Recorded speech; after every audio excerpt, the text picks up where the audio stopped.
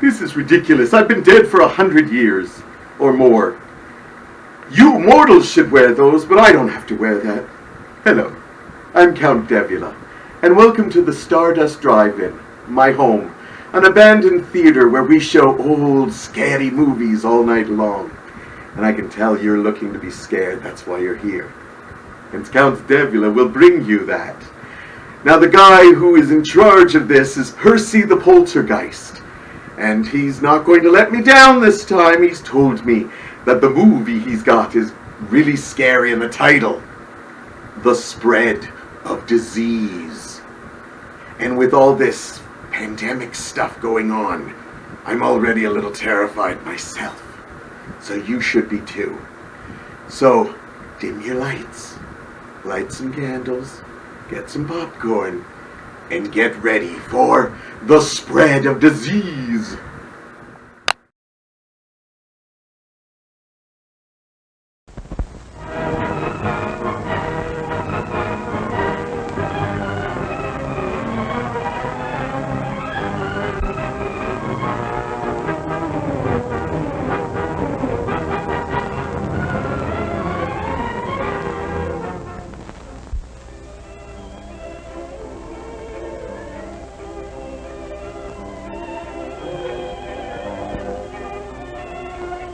Poor Barbara, not for her the carefree hours of happy play,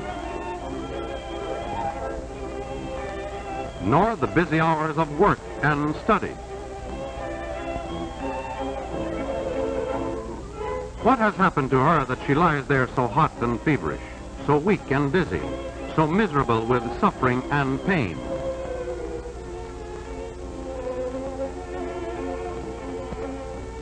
Our body is just like a little country that has been invaded by an enemy army.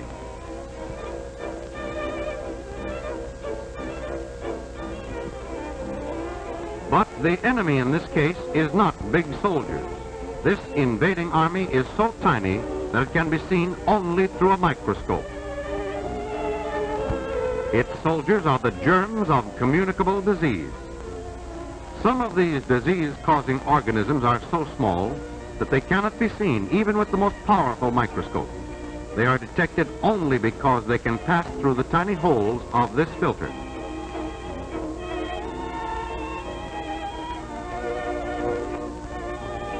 A communicable disease is one which can be caught from someone else.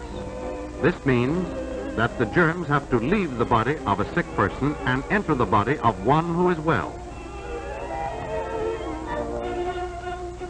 The usual gateway by which they enter is through the mouth or nose.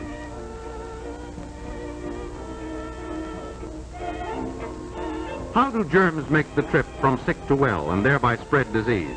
They may travel by one of several ways. Coughs and sneezes which are not protected send germs in a direct spray.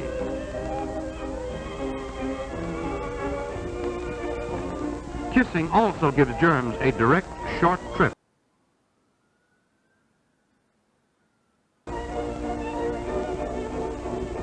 The public drinking cup is a favorite means of travel.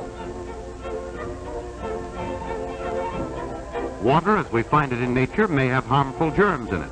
If we drink such water without first boiling it, we are giving these germs a free ride into our bodies. Milk is the best food there is for us. But if it comes from unhealthy cows, in dirty surroundings, or is handled by people having a communicable disease, it can become a good conveyor of germs. Rats and some insects, particularly the fly, are of great help to germs of certain diseases by carrying them from filth to the food we eat.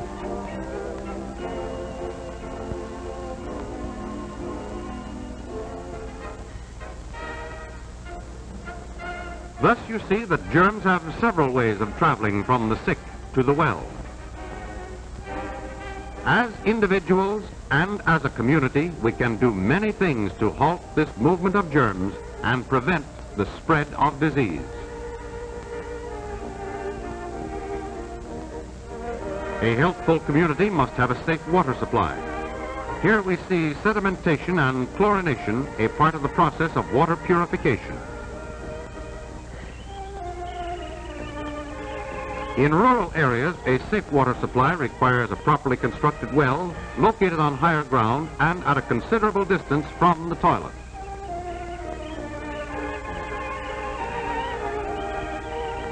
The purity of a city's water supply is further protected by the sanitary treatment of sewage. A series of processes renders the waste non-injurious to health. In rural areas, the problem of disposal of human waste can be solved by the building of a proper type septic tank.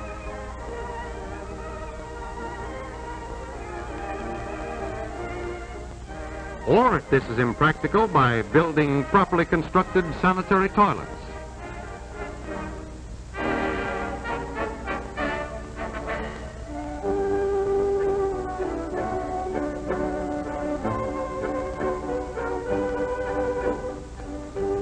Care in all steps of handling milk will do much to reduce milk-borne diseases.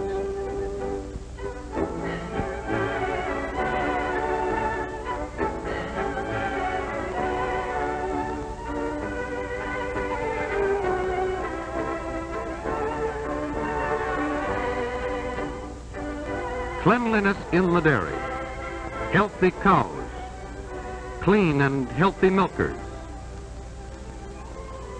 sterilized buckets, and cans so constructed as to keep out dust and flies all help to bring us safe milk so important in our lives. Pasteurization, which does not take the place of all these other precautions, is the one way to make sure that milk is safe. I have never trusted those filthy cows. Just, ugh. Anyhow, this is terrifying. We've got one here, I can tell. It's already scaring all those people coughing and all that drinking out of the same... I bet you guys are on the edge of your seat. You should be, because it's going to get worse. Okay, who am I kidding?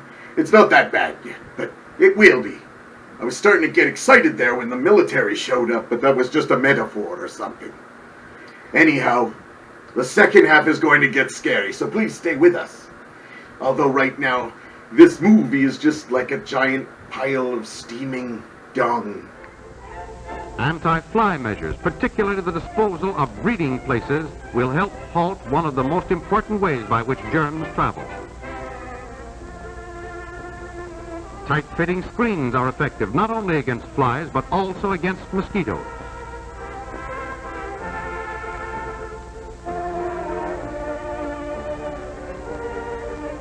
We can do much to prevent the spread of disease by keeping away from those who are sick.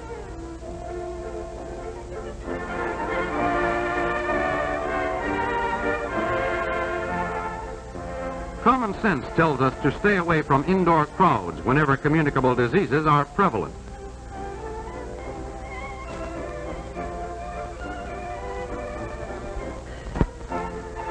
Always call the doctor early whenever a communicable disease is suspected.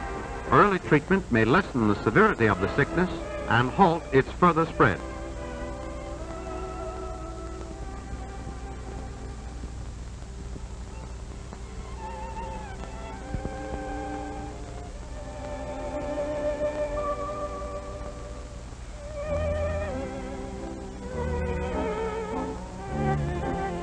It is the duty of anyone suffering from a contagious disease to remain at home until the doctor feels it is safe for him to go out among other people.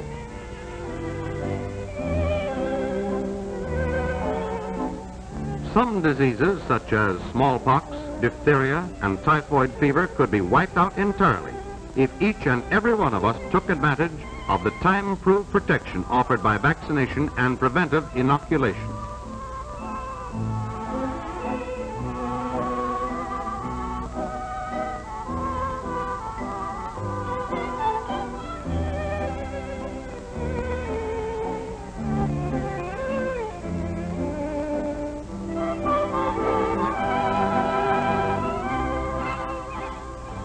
One of our best weapons in preventing the spread of disease is cleanliness, which is particularly important when there is a communicable disease in the house.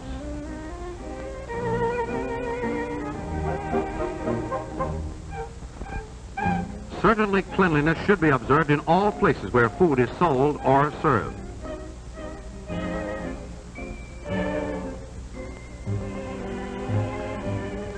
All dishes used by the public should be sterilized.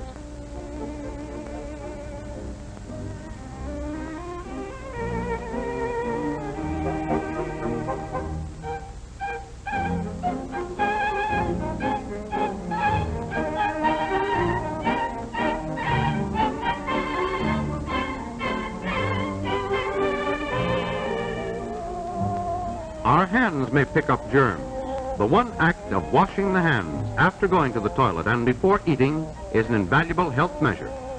The use of paper cups instead of common drinking glasses will help keep down the transmission of disease.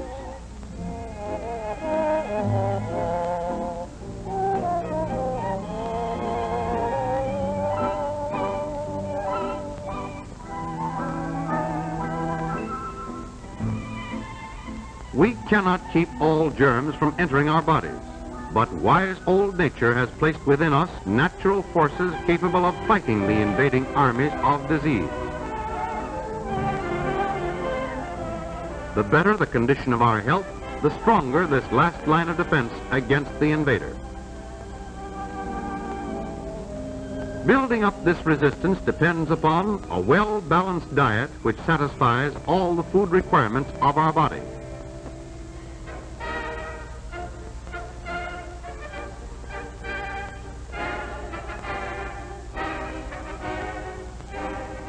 Outdoor exercise in the fresh air and sunshine.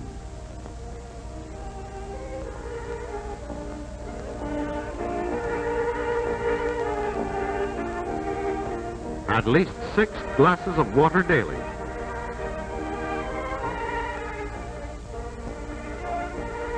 And plenty of rest. At least 8 hours of sleep every night. Every step we take to prevent the spread of disease means increased happiness and greater living efficiency for all of us.